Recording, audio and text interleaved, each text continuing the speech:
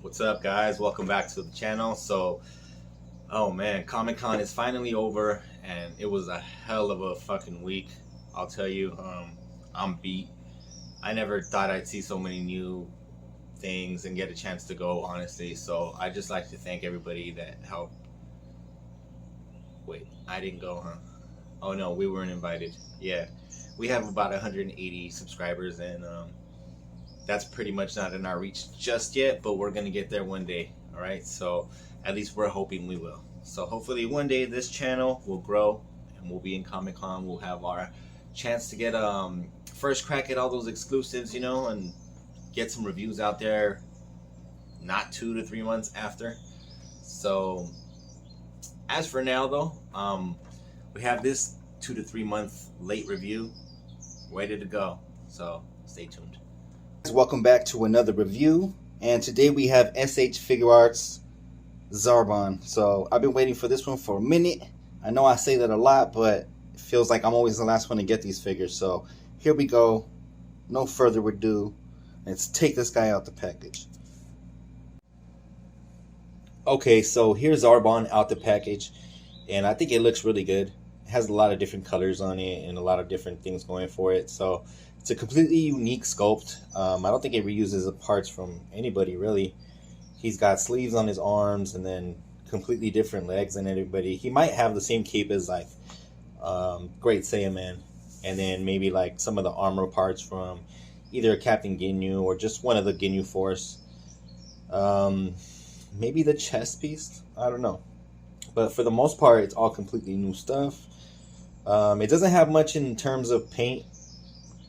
Only parts that need to be painted, I guess, if it was molded in one color but it has another color, like maybe in the arms. I think probably was molded in either purple and then painted blue, or the opposite. Can't really tell right now, but most things look good. I think that they did a good job on the face sculpt, the body sculpt.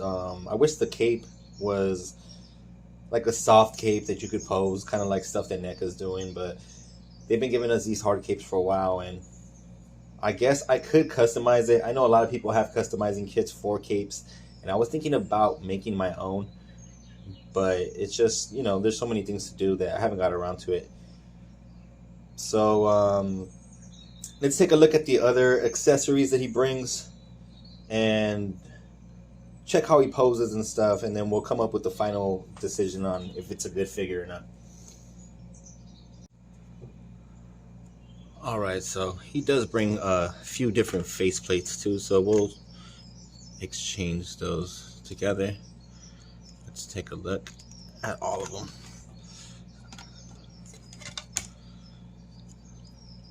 So he also brings this stern face.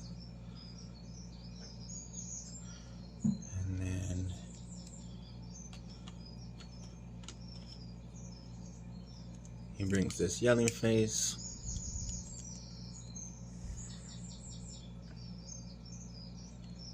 I like the way that looks. This new printing on the faces really looks dope.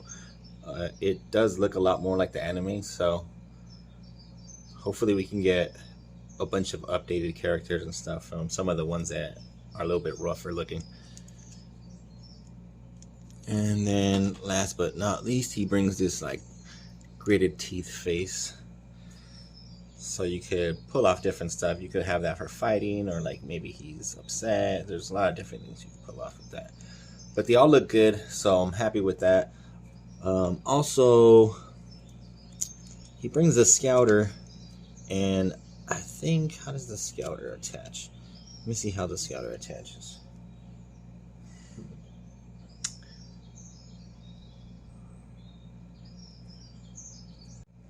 So every single face does have a removable ear so that you can add the scouter. So that's cool.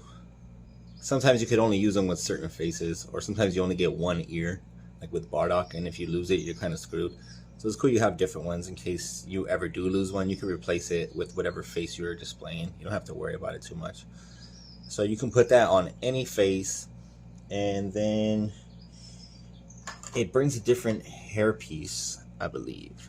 So this hairpiece is to display it with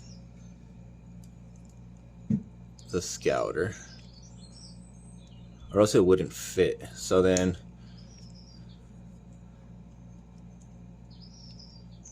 yeah, now you can see it. So when there's no Scouter, you need this other hairpiece, and then when you put the Scouter, it brings that other piece. And then also it brings this ponytail that is, you could swap it out, and it's for like putting over his shoulder. So I like that. How does it go? There you go. Yeah, so it gives you another display option. I like the way that looks a lot. Looking good, looking good. And of course he brings the Dragon Ball. It's the number 2 Dragon Ball. It looks really good. I like the way that they're doing the Dragon Balls now. It's kind of like transparent, but when the light hits it, it almost glows, and it looks really nice. And he also brings these hands. So he brings one wide open blasting hand. He brings 2, one for the left and one for the right, other blasting hands that are kind of like, yeah, you see it. And then he brings this other hand that's for holding the Dragon Ball. So I think the accessories is pretty good. It brings enough to make it worth it. I like that there's different hair options. Maybe one more face would have been nice, because 2 of them are a bit redundant. But yeah, everything's done pretty well on it. Like I said, a soft goods cape is always preferred by me, but this works too. So let's go over the articulation. Okay, so first of all, he looks down a lot. I like that. He doesn't look up that much because the ponytail does restrict it, and I don't want to break that because I've had bad luck with like Yamcha and other people with that ball joint at the hair, so I'm not gonna test it. He has a bit of swivel on the head. He can turn full 360, I'm sure. Yeah. What else? The neck joint articulates as well, giving you more range if you want to do some side looks. The neck does it. This obviously articulates as well. The arm gives you full 360 at the bicep. We got a double bend at the elbow. It can go full 360. It's just this kind of gets in the way, but if you're careful with it, you could make it go all the way around. Yeah, there it goes. So we got wrist swivel and a hinge that works pretty decent. I like the way it looks a lot. It looks really cool. Let's see, the chest, we got really good chest crunch and decent swivel on it. We got a crunch at the waist as well and a good swivel. Kicks really good. Let's see, back, kicks far back as well. That's really good. We got a double bend at the knee. We got a swivel up at the quad, and then we got, of course, a rocker and a swivel at the ankle and toe articulation, as well as the hair articulation. So I think it feels really good and it articulates well. I did a good job. The only thing missing on this, like I said, is some shading. And I'm tempted to kind of go in with maybe some Gundam markers and add it myself. But at the same time, I don't know. I'm kind of scared to mess with them. It kind of looks nice just as it is.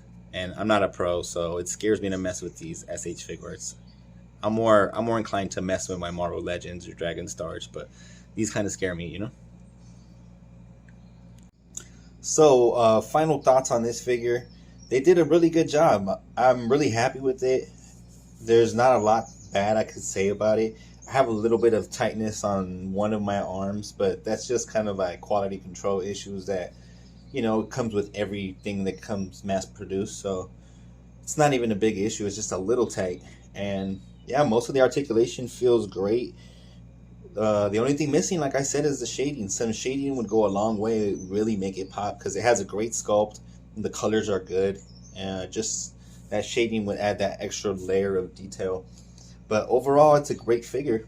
Loving it. Keep more stuff coming like this, where it's not shaded, but hey, it's got a great sculpt. It works. Everything's working good. I like that, you know. I did hear some people complain that they had maybe some breaking issues, but it hasn't happened to me. I haven't played with it too much, and I am very careful when I'm articulating my stuff. So just keep that in mind. But yeah, love it. Keep them coming, Tomasha Nations. Thanks for watching the review, guys. Leave a like, comment, subscribe.